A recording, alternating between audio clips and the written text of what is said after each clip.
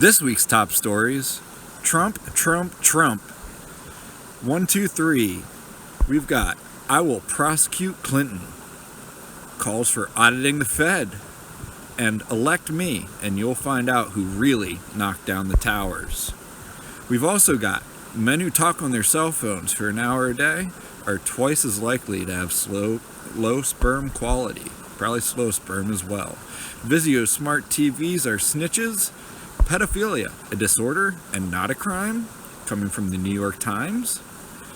The Atlas robot goes for a walk in the snow. The Hal thruster and a NASA laser-pointed energy could get us to Mars.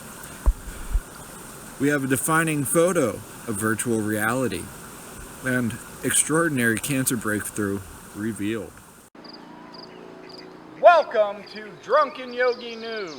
Shit to pay attention to. The potential for the disastrous rise of misplaced power exists. We are in an information war, and we are losing that war. I'll be very blunt. Trump. My God, this week has been crazy. Here we are at the Washington Examiner. Trump, as president, I would prosecute Hillary Clinton. Prosecute Hillary Clinton? Isn't she running for president? Why would she need to be prosecuted? Oh, because she has crimes out the wazoo. People have been thrown in jail and dismembered from their jobs for a lot less than what she's been tackled with.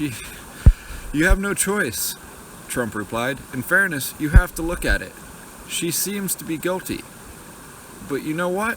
I wouldn't even say that. But certainly, it has to be looked at, Trump added. If a Republican wins, if I'm winning, certainly you will look at that as being fair to everyone else. So unfair to the people who have been prosecuted over the years for doing much less than she did. Yes, like Petraeus, Manning, many other people who have had very horrible consequences brought on them for doing a lot less of what the person running for the president of the United States has done. Trump calls for auditing the Fed. GOP frontrunner makes good on promises to call to audit the Fed. This is huge. This takes Rand Paul's situation of leaving out of the thing, because this is the big thing that I want from Rand Paul, to audit the Fed. Once people understand our money is fake, we can start making new roads in this country and figuring out what we want to do now that we don't have this goofy fiat currency. As well, elect me, and you'll find out who really knocked down the Twin Towers. Let's cut to that. Trade Center, okay? It wasn't the Iraqis that knocked down the World Trade Center. We went after Iraq. We decimated the country. Iran's taken over. Okay. But it wasn't the Iraqis. You will find out who really knocked down the World Trade Center because they have papers in there that are very secret. You may find it's the Saudis, okay? But you will find out. Yeah, he says it right, man. I cannot wait to see if he doesn't die in the next year, he will be president.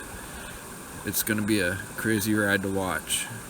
Men who talk on their cell phone for more than an hour a day are twice as likely to have low sperm count. Let's go over the bullet points here at the Daily Mail. Research shows talking on your phone that is charging also can affect sperm. So definitely do not be close to your phone whenever it's charging. Keep your charging phone away from you. Even keeping it close by the bedside can impact negatively. Heat and electromagnetic activity from mobile phones are thought to cook, quote, sperm. And this is all coming from an Israeli scientist study monitored 106 men attending fertility clinic for a year. And this is, I've told people time and time again, look at your little book that comes with your iPhone. Keep your phone at least 2 inches away from your body. This is actually going further and saying 2 feet.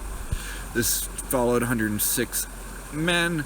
This is not a definite study to prove everything, but it is something you need to look at if you are a fertile person, and that's one of the things that I don't like here, is that they just put it as fertility. Oh, if you do this, then your fertility is going to go down low. Well, a lot of our population is so disenchanted that they don't mind that, but I want to know, what else is it doing to people? If it's cooking your sperm, what else is it cooking? Let's go down here to the USA Today. Vizio Smart TV are snitches? At least that's what the lawsuit alleges.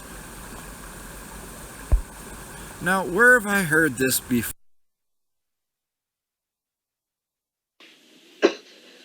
30 to 40 group, take your places, please. Right. Let's see which one of us can touch his toes. Right over from the hips, brothers and sisters, please. 1, 2. 1, 2. 1, 2. 1, 2. Smith? 6079 Smith W. Yes, you. Bend lower. You're not trying. Watch me.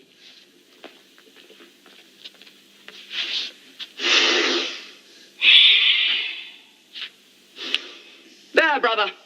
That's what I want. Anyone under 45 is perfectly capable of touching his toes. I'm 39 and I've had 4 children. We don't all have the privilege of fighting in the front line. Remember our boys on the Malabar front. Just think what they have to put up with. Oh yeah, I don't want that to happen.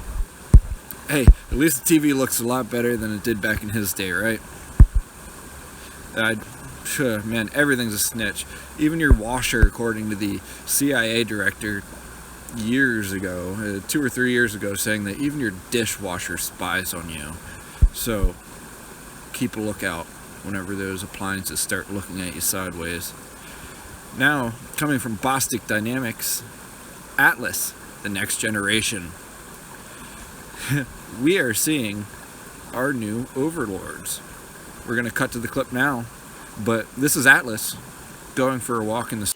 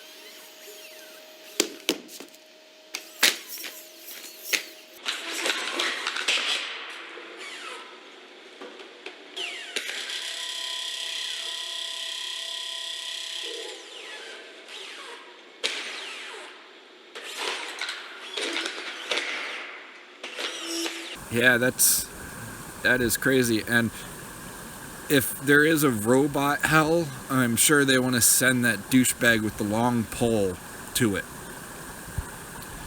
Now, we've got 2 from sciphysics.org, or phys.org, and Wired. We have 2 different sources that could get humans to Mars in a reasonable amount of time.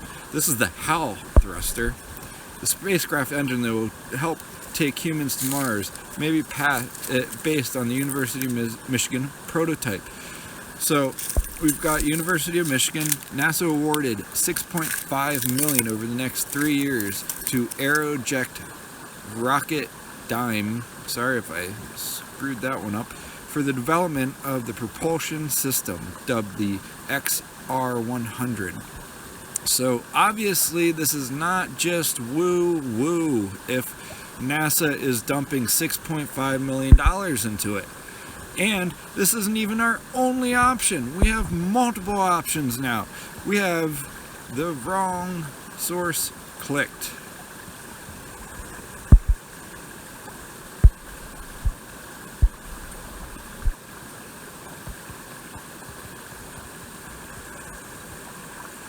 So we even have multiple options. NASA laser-powered engine could get us to Mars in 72 hours.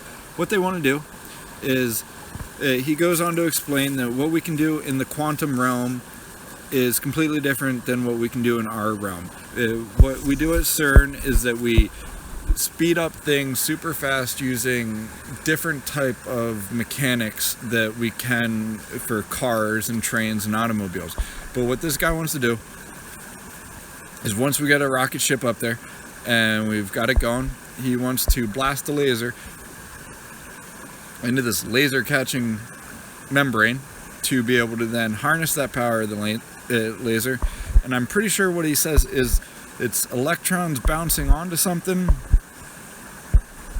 and when the electrons hit, they do something, and that creates propulsion. And with this technology, once you are out of the gravitational field of our planet, you would be able to shoot a ton of mass at Mars with the laser really quick. So we have two different engines, hopefully able to get us to Mars really quick, really soon. This is huge. This is like going from the Mayflower to the Concorde all over again in space. So the last frontier just got pushed even further. And we're just going to post this video or picture up. This is the defining photo of virtual reality. Yes, everybody is sitting hoodwinked while their master walks among them without them even knowing. They sleep, he lives. Or we sleep, they live. Just go back to sleep, everybody. Don't worry here. We're not going to be in the Matrix in the next couple of years or anything like that. Don't worry about it. Move on to the next story. And that's what we're going to do. With extraordinary cancer breakthrough revealed. We've been following this type of thread for some time now, and this is one of the craziest ones. 9 out of 10 patients. 9 out of 10 patients. In one study, more than 9 out of 10 patients with severe forms of leukemia saw their symptoms completely vanish. 4 out of 5 patients with some of the blood of cancer responded positively to the treatment, and more than half of them ended up symptom-free.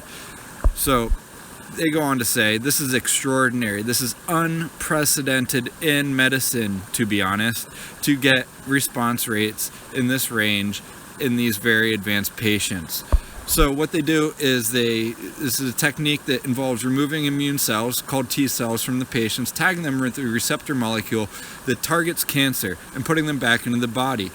The receptor molecule that they tag it with is from a genetically modified rat, and for the first time I've actually heard reason for us to be genetically modifying things, because if you can cure late stage leukemia with it, then genetic modify away, people. This is science at its best. We're going to follow this. Obviously they have to follow it more. They need to make sure these people don't relapse and that they don't come back.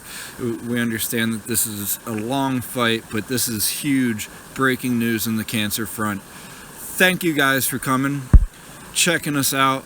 All the sources are in the bottom in the show notes. I look forward to talking to you guys next week. I look forward to talking to you guys whenever it's not 15 degrees outside, because that's where I do this, outside in nature. And it's just been a little bit. Thank you for tuning in. Talk to you guys next week.